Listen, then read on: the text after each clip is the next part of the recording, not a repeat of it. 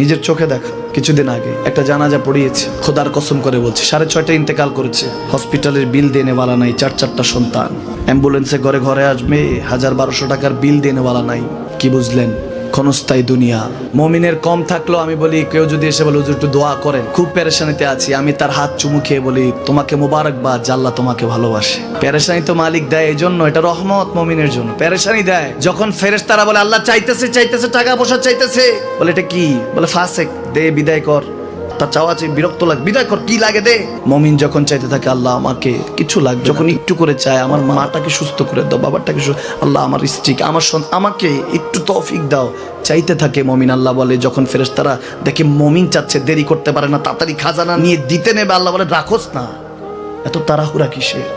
তার চাওয়ার মধ্যে তো প্রেম আছে, একটু চাইতে দেস না। থাকুক না মমিন আর একটু পেরেশান, থাকুক না, থাকতে দেস না, একটু থাক, একটু থাক। পেরেশানিতে রেখে আল্লাহ মজা নেয়, মহব্বত নেয়, মমিনের অন্তর থেকে খুশবু নেয়। আল্লাহর বড় মায়া, মমিন যখন চায় আল্লাহ তখন মায়ার নজর নিয়ে তাকায়, হায় হায় আমার বান্দা, সুবহানাল্লাহ। চলন্ত গাড়ি হঠাৎ থেমে যায়, নিভে যায় জীবনের আলো। দুদিনের দুনিয়ায় খুব বেশি স্বপ্ন না দেখাটাই ভালো।